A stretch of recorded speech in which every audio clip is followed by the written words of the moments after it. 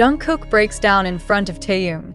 Jimin, stunned by the reason behind the tear shock, reverberated through millions of fans worldwide when Jungkook, a figure so often associated with resilience and unshakable composure, was seen collapsing into tears in the arms of Kim Taehyung. The incident was not hidden, not veiled behind the curtain of carefully managed appearances. It was raw, unedited, and undeniable. In that single moment, an image of vulnerability pierced through the global stage of spectacle. Yet the most haunting detail was not Jungkook's tears themselves, but Jimin's visible reaction.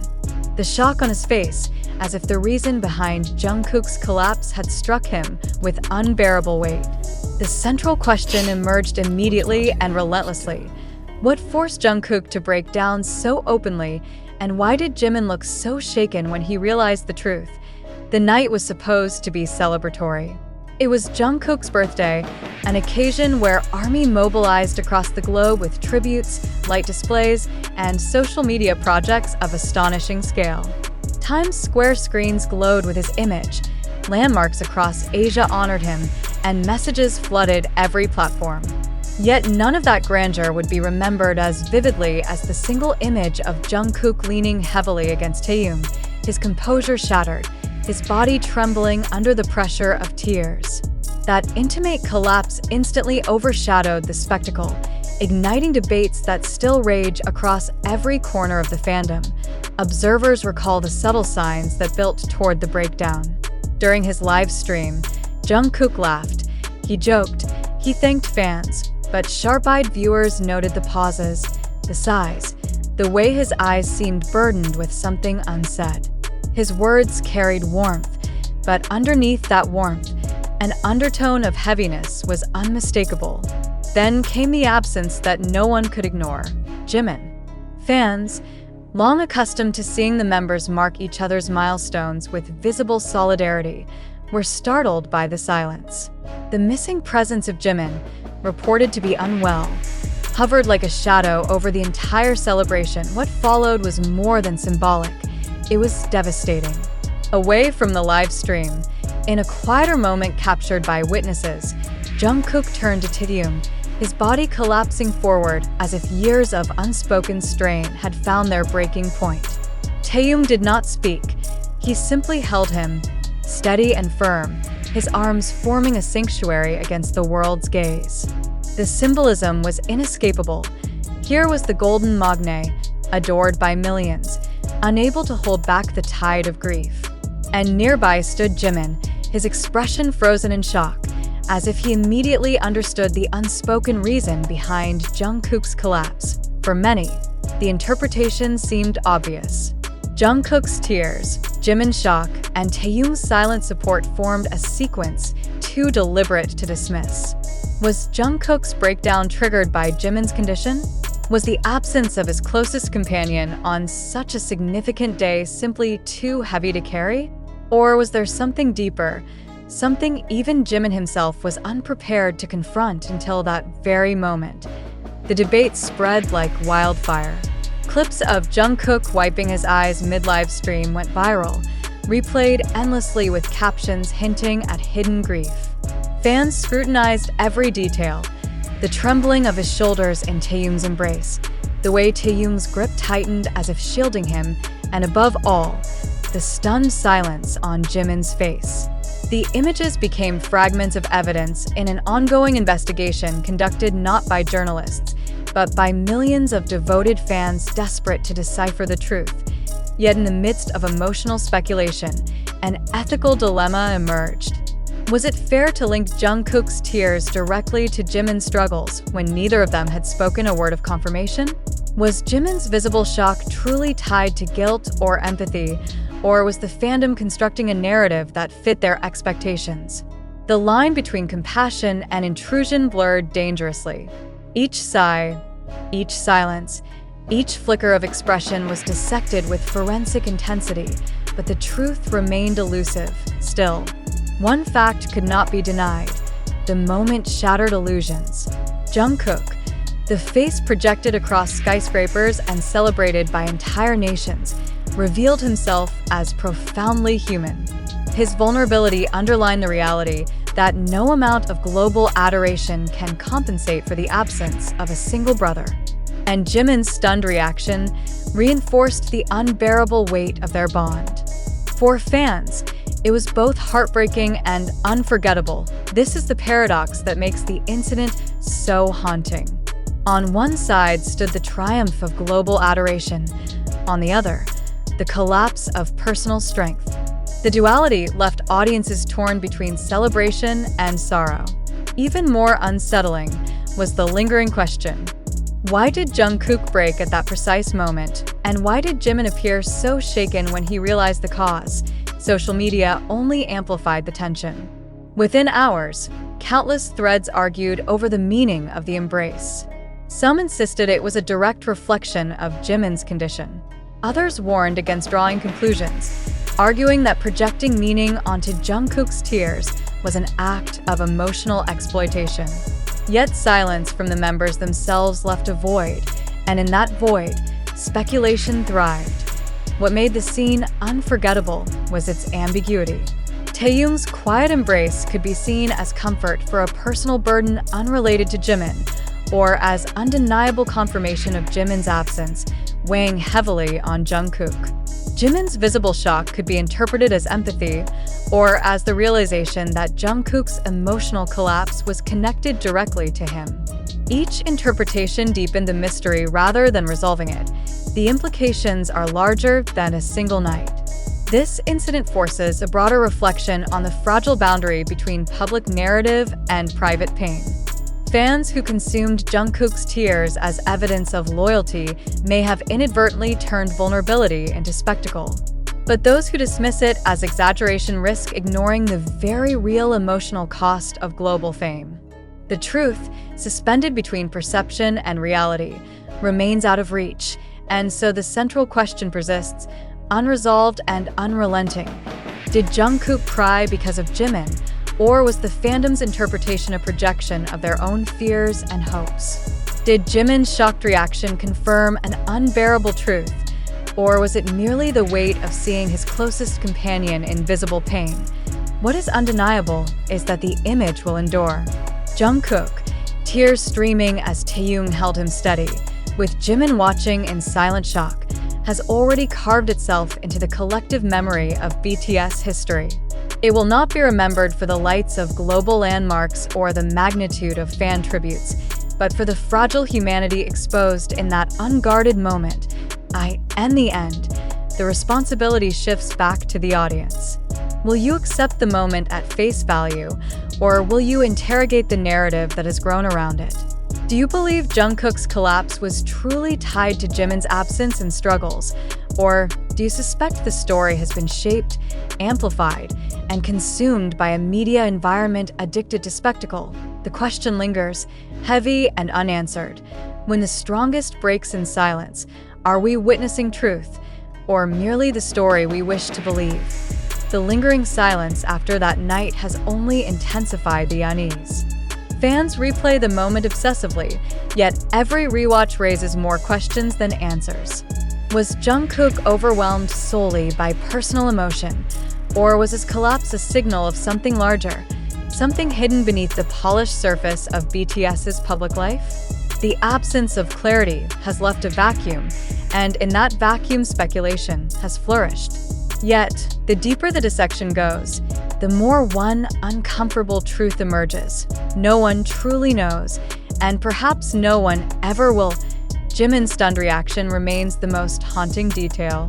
His silence, his wide-eyed expression, his inability to mask what he felt. It was as though he recognized an invisible truth in that very moment. If Jungkook's tears were indeed tied to him, then the weight of that realization must have struck Jimin with unimaginable force. The bond between them has always been celebrated as unshakable, but what happens when that bond becomes the very reason for emotional collapse? Was Jimin witnessing devotion, or was he witnessing guilt, knowing that his absence had left Jungkook in pieces? This is where the story extends beyond simple speculation. The incident forces a confrontation with the darker side of global fame. Jungkook's tears were not simply an emotional outburst. They were a revelation of the immense psychological weight carried by idols who must remain flawless under the constant gaze of millions. Taehyung's embrace symbolized solidarity, but it also underscored desperation. The desperation of one human seeking refuge in another because the world around them has become unrelenting. The irony is profound. On a night meant to showcase triumph, the defining image was one of fracture. On a night meant to spotlight global adoration, the world instead saw the collapse of composure. That duality now stands as a permanent reminder. Idols may appear invincible, but their humanity will always resurface, sometimes in ways they cannot control. The public now faces a dilemma it cannot easily escape. Do you accept the narrative that Jungkook cried because of Jimin, or do you resist the temptation to assign meaning where none has been confirmed?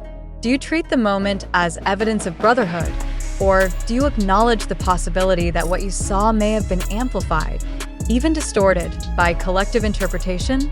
The unfolding narrative surrounding this alleged event, in which Jungkook reportedly broke down in tears in the presence of his fellow member, has raised profound questions about the reliability of modern media and the audience's responsibility in interpreting such information.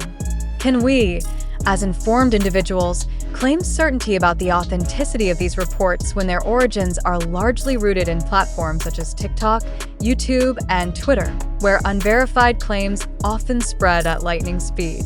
Or are we merely consuming a spectacle crafted for sensationalism, designed to exploit emotions and generate clicks rather than truth? It is imperative to emphasize that while the story has been reproduced and amplified across various channels, the evidence supporting its factual basis remains weak and fragmented. Should we not pause and ask ourselves, do these fragments of alleged truth warrant our full trust, or do they instead illustrate how easily narratives can be manipulated in a digital age where virality is often mistaken for credibility? By allowing ourselves to accept such stories uncritically, are we not complicit in sustaining a culture of misinformation when a celebrity event becomes the focus of global discourse? As in this case, the intensity of emotional responses can obscure the need for critical distance. Audiences are often inclined to accept stories that align with their expectations or emotional attachments to the figures involved. But here lies the essential question. Is what we desire to believe necessarily aligned with reality, or is it a projection of our own need for drama and spectacle? Could it be that the very act of believing becomes a form of self-deception when it is not anchored in verifiable evidence? The danger of this phenomenon cannot be understated. In a digital environment saturated with manipulated imagery, edited clips, and partial narratives, the boundary between reality and fabrication becomes increasingly blurred. Should we not, therefore, train ourselves to interrogate the motives behind each circulating story? For whose benefit are these narratives constructed? Is it truly about revealing a moment of vulnerability within a beloved public figure, or is it about exploiting that figure's image to generate profit, attention, and influence? Furthermore, one must ask, what does it reveal about society at large that audiences are so eager to accept unverified accounts of private emotional moments? Is it not a sign of our own complicity in the commodification of intimacy, where even the most personal expressions of grief or vulnerability are consumed as entertainment? And if so, what does this say about our capacity to distinguish between empathy and voyeurism? It is crucial to recognize that the story in question is not merely about Jungkook, Taehyung, or Jimin, but about us as consumers of information. Are we genuinely seeking truth? Or are we subconsciously drawn to narratives that validate our emotional investments in these individuals? Does our desire for closeness to celebrities blind us to the possibility that we are being manipulated by media ecosystems designed to feed our appetites for drama, regardless of truth? The responsibility, then, does not lie solely with those who publish such stories, but also with those who consume them. If we, as readers and viewers, fail to engage critically, do we not become passive participants in the very machinery of misinformation we claim to detest? Every share, every like, Every retweet of unverified information contributes to a culture where spectacle triumphs over substance. Should we not, therefore, confront the uncomfortable truth that we are partly responsible for the very distortions we lament? Another dimension must be considered: the impact on the individuals involved. If the story is fabricated, what psychological toll does it impose on the artists, who must endure public speculation about deeply personal matters? And if the story is true, does the amplification of such vulnerability across global platforms not constitute a violation of their dignity and privacy? In either case, should we not question the ethics of consuming, reproducing, and circulating such narratives? Are we not, perhaps, complicit in transforming suffering into spectacle? Moreover, the ambiguity of this situation exposes a broader crisis: the erosion of trust in media. When stories are disseminated without rigorous verification, when narratives emerge from fragmented sources lacking accountability, how can audiences distinguish between reality and fabrication? Is this erosion of trust not the greatest danger, for it leaves the public disoriented, vulnerable to manipulation, and unable to distinguish fact from fiction? And if trust itself collapses, what remains of the very notion of truth in public discourse? We must also reflect on the deeper cultural implications. The elevation of celebrities into symbols of hope, resilience, or vulnerability often blurs the distinction between their human experiences and the narratives constructed around them. Are we truly engaging with them as individuals, or have they become vessels onto which we project our desires, fears, and expectations? If so, does the authenticity of any story matter at all? Or has the spectacle itself become the only reality that matters to audiences? In this context, the role of skepticism cannot be overstated. A skeptical stance does not mean cynicism, nor does it mean dismissing every claim as false. Rather, it requires a disciplined commitment to question, verify, and demand evidence. Should we not ask at every step who benefits from the story? What evidence substantiates it? What sources confirm it independently? And most provocatively, why do I, as a reader, want this story to be true or false? These are the questions that guard against manipulation. The stakes are high. If we fail to cultivate critical awareness, we risk inhabiting a world where truth becomes irrelevant, where perception alone dictates reality, and where media manipulation becomes indistinguishable from genuine reporting. Is that not a dystopian vision, one in which our very capacity to discern truth is eroded, leaving us vulnerable to exploitation by those who understand how easily our emotions can be manipulated? Therefore, the current debate is not merely about one alleged incident within a global pop group. It is a reflection of broader societal dynamics. The spread of this story serves as a test. Will audiences rise to the challenge of critical reflection, or will they surrender to the seduction of spectacle? Will they demand evidence, or will they be content with emotional satisfaction, even at the expense of truth? As readers, we must now confront ourselves with one final and unavoidable question. What kind of participants do we wish to be in this vast ecosystem of information? Will we remain passive consumers, driven by the immediacy of emotional gratification, or will we take on the responsibility of active engagement, skepticism, and reflection? In the end, the choice is ours.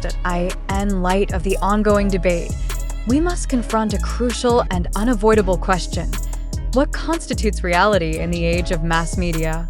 When countless platforms, TikTok, YouTube, Twitter, and beyond, are saturated with clips, narratives, and claims, can the audience truly distinguish between authentic testimony and carefully engineered illusion?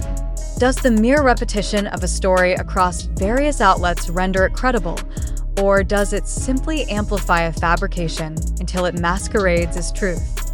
These questions cannot be avoided, for they strike at the very foundation of our ability to comprehend what we are consuming. If an image of Jungkook in tears circulates widely, should we interpret it as an intimate, unfiltered human moment? Or should we suspect a calculated performance, staged for public sympathy and viral resonance? If Jimin is depicted as the central cause of such emotion, must we accept this connection as fact, or does it serve as a convenient narrative hook designed to inflame emotional responses and secure greater attention from fans and casual observers alike? More importantly, when fans themselves amplify the story by sharing, editing, and spreading content, do they inadvertently become co-creators of a myth rather than witnesses to reality? At this juncture, the audience must interrogate its own complicity. Do viewers desire the truth, or do they crave a story that confirms their hopes, fears, or fascination with these figures? Can the need for drama eclipse the need for accuracy? Is it possible that the collective longing for intimacy with idols drives the consumption of material that is not only misleading but fundamentally deceptive? If so, does this not reveal more about the psychology of the consumer than about the authenticity of the event itself? Equally significant is the role of media intermediaries. TikTok edits, YouTube thumbnails, and Twitter threads can be powerful vehicles of distortion. They reduce complex situations into fragments, images, captions, or seconds-long clips that bypass rational scrutiny and attack the emotions directly. Should such fragments be treated as evidence? Or should they be understood as inherently manipulative devices, incapable of conveying the full scope of context required for serious judgment? If a narrative emerges primarily through these fragments, is it not inevitable that misinterpretation will dominate perception? The question of verification becomes paramount. Have these claims been independently corroborated by reliable institutions, or do they exist solely within the echo chamber of fandom and social media? What mechanisms of accountability exist when false or exaggerated claims are disseminated at scale? Does the absence of verification not demand greater caution, rather than uncritical belief?